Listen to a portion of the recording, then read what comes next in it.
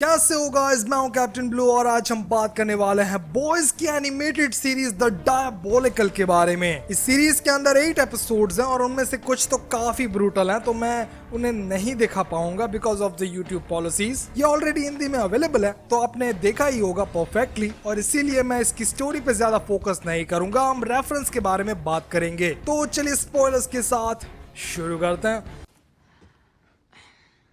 Okay, recap.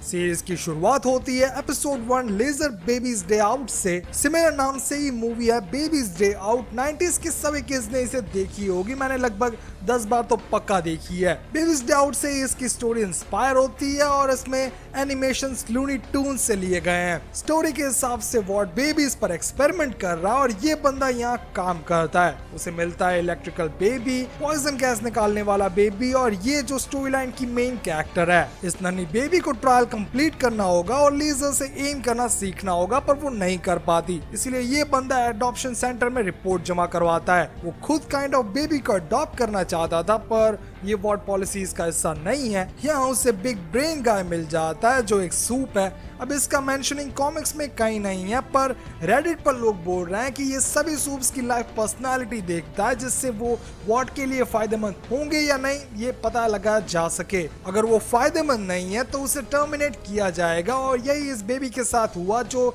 इस scientist को पसंद नहीं आता और वो उसे लेकर चला जाता है। वॉट के बाहर निकलने से पहले सिक्योरिटी के दौरान बच्ची कहीं चली जाती है। वो सीधा जू जाती है और कुछ बंदों को मारती है, एकदम सिमिलरली बेबीज डे आउट। यहाँ से निकलकर एक कंस्ट्रक्शन साइट जहाँ ये साइंटिस्ट उसे बचा लेता है, और वो बिग ब्रेन सूप उसे मारने वाला था पर वो उसका सर काट देती है। फाइनली उसे अपनी पावर्स कंट्रोल करना आ गई, जिसके बाद वो लोग हैप्पी एंडिंग के साथ चले जाते हैं। इस एपिसोड में वॉट हेडक्वार्टर्स में हमें स्टारलाइट का एक पोस्टर दिखाया गया। इससे हमें पता चल गया कि टाइमलाइन एकदम सेम है और फ्यूचर में यानी कि सीजन 3 में ही हमें ये दोनों कैरेक्टर्स देखने मिल सकते हैं। एपिसोड 2 का नाम काफी लंबा है। An animated short where pissed off soups kill the parents. What babies पर एक्सपेरिमेंट करके सूप्स बनाता है, लेकिन हर बार उन्हें होमलैंडर या क्वीन मेव या फिर स्टारलाइट नहीं मिलती। कई ऐसे भी सूप्स मिलते हैं जो यूजलेस हैं, लाइक मोस्लो जो काफी स्लो है, या फिर बूम बॉक्स जिसके फेस की जगह एक स्पीकर है और यहाँ सिर्फ एक ही गाना बजता है, फैंग जिसके बड़े यूजलेस दांत है, जबकि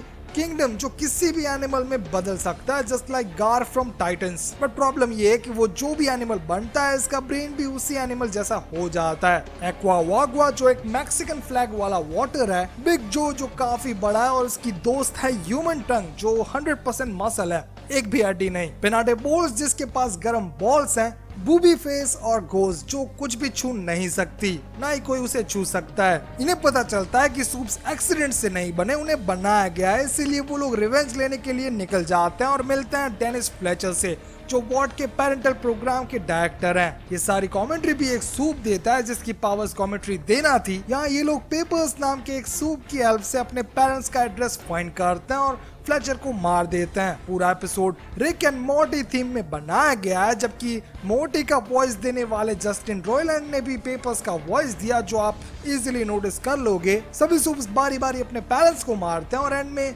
गोस्ट काफी ब्रूटल वे से अपने पेरेंट्स को मारती है, जिसके तुरंत बाद होमलैंडर आता है और सबको मार देता है एक्सेप्ट गोस्ट, जो प्रॉमिस करती है कि वो वापस आएगी। अब इस चीज की तो श्योरिटी है कि हमें ये सीजन 3 में देखने मिलेगी और वो जरूर बुचर की हेल्प करेगी। एपिसोड 3 का नाम है आई एम योर बुशर, जिसे द बॉयज सीरीज के ओरिजिनल कॉमिक राइटर ग्राथ एनिस ने लिखा है, और ये पूरा एपिसोड एकदम कॉमिक एक्यूरेट है, इंक्लूडिंग यूई जो सिमन पेक के रेफरेंस के साथ बनाया गया था। उन्होंने लाइव एक्शन में बाद में इसे प्ले नहीं किया, पर उन्हें सीरीज में रहना था, इसीलिए उन्होंने यूई के फादर का रोल किया था। इस एपिसोड में बुचर के एक्सेंट काफी कॉकी लगेंगे जो कार्ल अर्बन प्रोवाइड नहीं कर पाते, एंड ऑल्सो यूई के पास स्कॉटिश एक्सेंट्स हैं एकदम कॉमिक के एक्यूरेट। शुरुआत में हमें कॉमिक बुक दिखाई देती है जिसमें हमें टाइटल दिखा, इसी सेम नेम से फेमस सॉन्ग है कर्टिस मेफील्ड का, टाइम मिले तो कभी सुनिएगा। एपिसोड स्टार्ट होता है एक सूप पार्टी से जहां बहुत सारे सूप्स वियर्डली अपनी पावर्स का यूज कर रहे हैं। ये सेम चीज हमने बॉयज के एक एपिसोड में भी देखी थी। मिलिए ऑसवर्ड डेननिकर AKA ओडी से। ये एक बहुत बड़ा ड्रग सप्लायर है और एज यू नो कि सुपर पावर्स वाले लोगों को नशा नहीं होता, उन्हें बहुत पावरफुल चीज चाहिए, तो ये उसे सप्लाई करता है जस्ट लाइक सिस्को फ्लैश को सप्लाई करता था।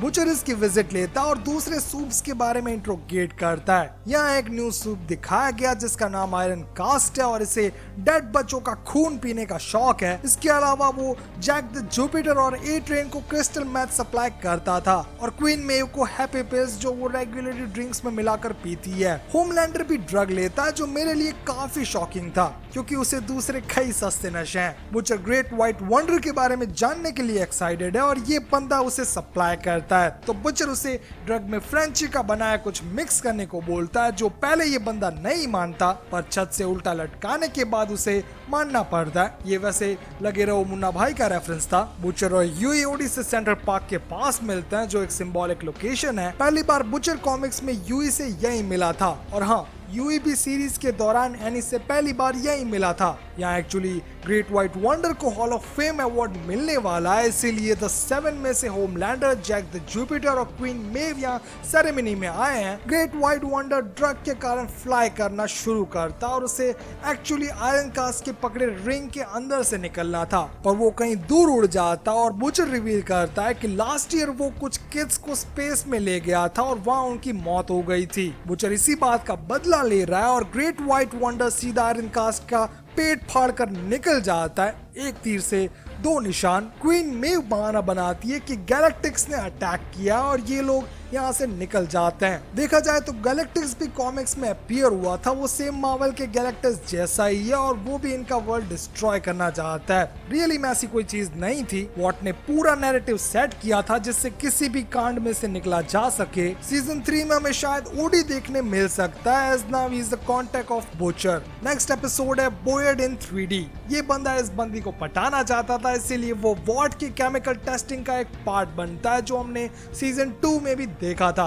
यहाँ डॉक्टर्स का वॉइस दिया है फेमस कुमिल नाजियानी और उनकी वाइफ ने। कुमिल को हमने इटर्नल्स में भी देखा था, वैसे देखकर ज्यादा फायदा नहीं हुआ, मैं फिल्म के कारण अभी भी सदमे में हूँ। क्या स्टोरी पे आते हैं, बंदी तो ये बंदा पटा लेता है लेकिन वो भी क्रीम यूज करती है और किटी बन जाती है। इस बंदे को भी वियर्ड फैंटेसीज है तो वो दोनों शुरू हो गए और फेमस भी, जिससे वॉट उन्हें और एंकरेज करता है। थोड़े टाइम बाद लव सिर्फ सोशल मीडिया पर ही रह जाता और वो दोनों इसमें बर्बाद हो गए। उन्हें रियलाइज हुआ कि ट्रू लव रियलिटी में ही है, पर तब तक बहुत देर हो चुकी थी। ये सारी चीजें इस बंदे के दिमाग में ही हो रही थी और पोएट का सर फट जाता है। नेक्स्ट आता है एपिसोड नंबर 5 जिसका नाम है BFF। इसे लिखा है एक्वाफीना ने और हमने इसे सैंक्ची फिल्म में देखा था। ये वेरी नोटेबल कॉमेडियन और रैपर है, प्लस इसने स्काई का वॉइस भी दिया है। ये पूरा episode newly assign cute anime जैसा है, लाइक दूसरे क्यूट सॉन्ग्स के पीछे बजता है। स्टोरी की बात करें तो स्काई के पास कोई फ्रेंड्स नहीं है, तो वो इन दोनों के साथ जाती है और वो उसे ड्रग्स लेने के लिए यूज करते हैं। स्काई वीड लेने जाती है और सप्लायर का वॉइस दिया है सेथ रोगन ने, जो एग्जीक्यूटिव प्रोड्यूसर है द बॉयज सीरीज का। वो अपनी कॉमेडी के लिए भी जाने जाते हैं, प्लस उन्हें गांजा फूकना बहुत पसंद है,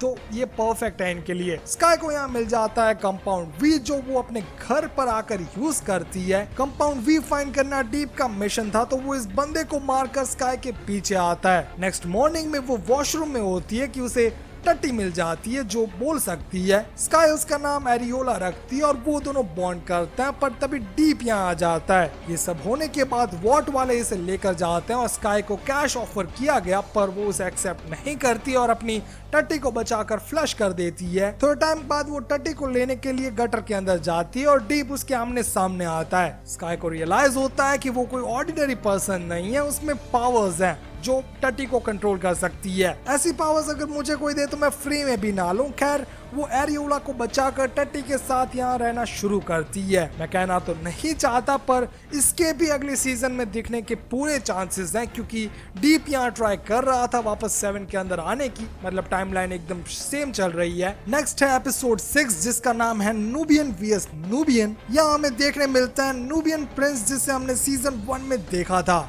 ये एपिसोड एक तरीके से मार्वल कॉमिक्स के फेवरेट कपल स्ट्रोम और ब्लैक पैंथर की कॉपी है। कॉमिक्स में इन दोनों के बाद में मैरिज भी हुई थी, तो बस इन्होंने इसी के बेस पूरा एपिसोड लिख डाला। नूबियन का वॉइस भी मार्वल के आयरन पेट्रियट डॉन चैडल ने दिया, जबकि नूबिया का रोल आयशा टेलर ने। शुरुआत होती है ग्राउंड हॉक से, जो बैंक लूट रहा था। कॉमिक्स में ग्राउंड हॉक जी-मैन नाम के एक सूप ग्रुप का लीडर था, और आपको अगर इस बारे में पता ना हो तो don't worry, next year G-man soups पर भी एक स्पिन ऑफ शो आने वाला है। ग्राउंड हॉक था तो एक गुड गाई, पर उसे पैसे कम मिल रहे थे, इसीलिए वो बैंक लूट कर भाग जाएगा। पर तभी नूबियन प्रिंस की एंट्री होती है, जिसे सपोर्ट देती है नूबिया, और दोनों मिलके इस बंदे के बम लगा देते हैं। बाद में ये लोग यही रोमांस करते हैं, और ये सारा एक्चुअली वॉट का प्लान था, ताकि अटेंशन हासिल की जा सके। वो दोनों मैरिज करके सेटल हो गए, पर फाइट्स कंटिन्यूअसली चालू है। ऑफ कोर्स अरेंज मैरिजेस में यही होता है। उनकी डॉटर उनके डिवोर्स को रोकने के लिए ग्राउंड हॉक के पास जाती है, जिसके दोनों हाथों में हैमर है। वो खुद अपना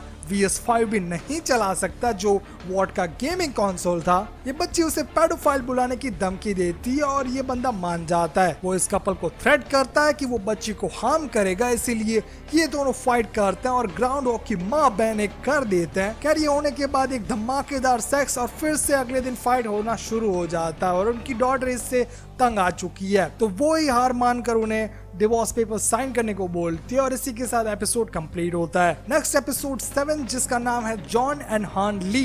ब्रुकलिन 99 के जेक पराल्टा एके एंडी सैमबर्ग ने इसे राइट किया है। स्टोरी की शुरुआत होती है जॉन के साथ, जिसकी वाइफ कैंसर से मर रही है। वो उसे ठीक करने के लिए अपनी ऑफिस वार्ड जाके गार्ड्स को डाउन करके यहाँ से थोड़ा कंपाउंड भी चुरा लेता है। अपनी वाइफ को ये देने के बाद वो ठीक तो हो जाती है, पर वार्ड वहाँ कवर अप के लिए अपने लोग भेजता है, और हार्डली अपने टेंटिकल से उन्हें मार देती है। वो लोग यहाँ से निकल जाते हैं, लेकिन इसे रोक नहीं पाते, क्योंकि ये लास्ट स्टेज कैंसर ने कंपाउंड वी को कम्प्लीटली एब्जॉर्ब कर लिया है। मोस्टली कैंसर जिसे होता है वो उसकी पूरी बॉडी को खा जाता है, लेकिन यहाँ ये कैंसर आसपास की सारी चीजों को खाने लगता है। जॉन भागना चाहता था, पर हान नहीं मानती और अपनी फेट एक्सेप्ट करती है, जिसके बाद एपिसोड कंप्लीट होता है। ये पूरा एपिसोड कैनन है कि नहीं, इसके बारे में हम सीजन 3 आने के बाद ही डिस्कस कर पाएंगे। नेक्स्ट और लास्ट एपिसोड काफी खास है, हमें इसमें होमलैंडर की ओरिजिन स्टोरी दिखाई दी। एपिसोड का नाम है 1+1=2। एपिसोड की शुरुआत होती है एडगर स्टैन से, जो होमलैंडर को इंट्रोड्यूस करता है। वो लोग बताते हैं कि सोल्जर बॉय के बाद इतनी एक्साइटमेंट कभी नहीं हुई। सोल्जर बॉय को एक्चुअली हम सीजन 3 में देखेंगे, जिसका रोल